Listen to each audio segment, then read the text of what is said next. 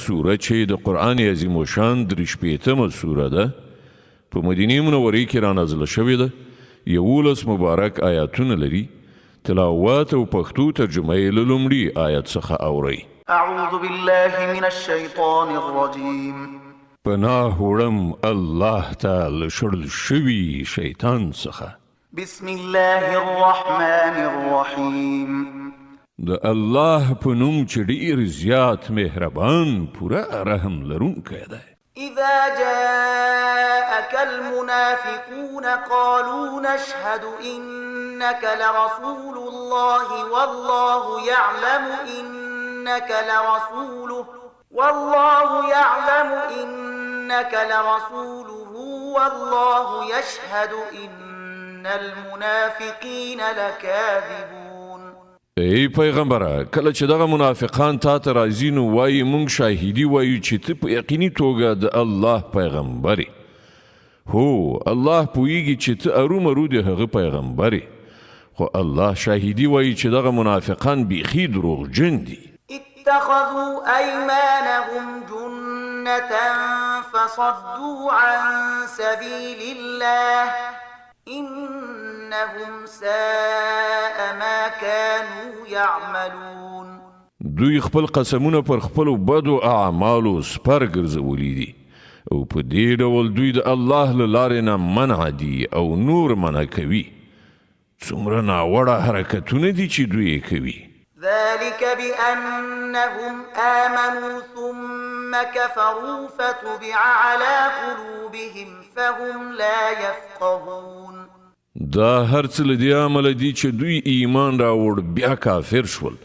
له دې عمله د دوی په زړونو مهر ولګول شو اوس دوی په هیڅ نه پوهیږي وإذا رأيتهم تعجبك أجسامهم وإن يقولوا تسمع لقولهم كأنهم خشب مسندة يحسبون كل صيحة عليهم هم العدو فاحذرهم قاتلهم الله أنا يؤفكون که دوی ووینې نو د دوی جوسې او ظاهر به ډیر شاندار درته ښکاره شي که وغږیږي نو ته به یې خبرو ته غوږ ونیسې خو په اصل کې دوی ګواکې د لرګي کندي دي چې له دیوال سره په مرتب ډول درول شوي وي دوی هر زورور آواز د ځان پر ضد ګڼي دوی پاخه دښمنان دي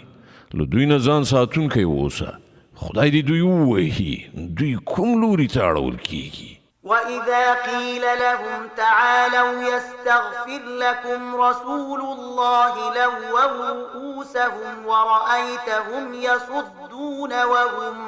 مستكبرون او کله چې دوی ته ویل کیږي چې راشي تر څو چې د الله پیغمبر ستاسو لپاره د مغفرت دعا وکړي نو خپل سرونو ته ټکان ورکوي او ته ویني چې دوی په ډیر غرور سره لراتلونه ډډه کوي سواء عليهم استغفرت لهم أم لم تستغفر لهم لن يغفر الله لهم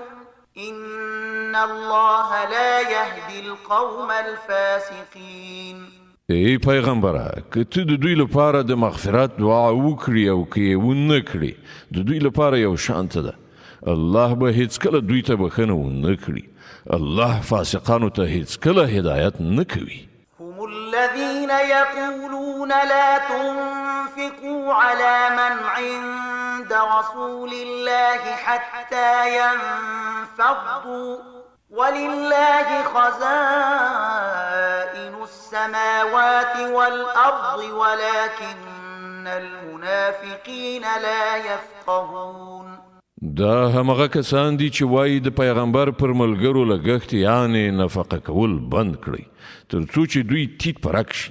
په داسې حال کې چې د ځمکې او آسمانونو د خزانو مالک الله دی خو دغه منافقان نه پوهیږي يقولون لئن رجعنا إلى المدينة ليخرجن الأعز منها الأذل ولله العزة ولرسوله وللمؤمنين ولكن المنافقين لا يعلمون دوی وایي چې کوم بیرته مدینې ته ستانه شو نو باعزته یعنی دوی منافقان به ذلیل یعنی مهاجرین له هغه ځایه وباسي په داسې حال کې چې عزت خو د الله او د هغه د رسول او د مؤمنانو لپاره دی خو دغه منافقان نه پوهیږي يا أيها الذين آمنوا لا تلهكم أموالكم ولا أولادكم عن ذكر الله ومن يفعل ذلك فأولئك هم الخاسرون ای مؤمنانو ستاسې مالونه او اولادونه د تاسې د الله له یاد نه غافل نه کړي کوم کسان چې دا کار وکړي هغوی زیانمن دي وأنفقوا مما رزقناكم من قبل أن يأتي أحدكم الموت فيقول رب لولا أخرتني إلى أجل قريب فأصدق وأكن من الصالحين کومه روزي چې موږ تاسو ته درکړې ده له هغې د خدای په لاره کې لګښت وکړئ مخکې له دې چې له تاسې نه د چا د مرګ نیټه راشي او په هغه کې هغه ووایي چې ای زما پروردګاره که ما تر نږدې مودې پورې شاته کړې نو زه به صدقه ورکړم او له نیکانو څخه به شم ولن يؤخر الله نفسا إذا جاء أجلها والله خبير بما تعملون په داسې حال کې چې کله د یو چا د عمل د پوره کېدو وخت را رسیږي نو الله هغه ته هیڅکله نور مهلت نه ورکوي او تاسې چې څه کوئ الله پرې ښه خبر دی صدق الله العظيم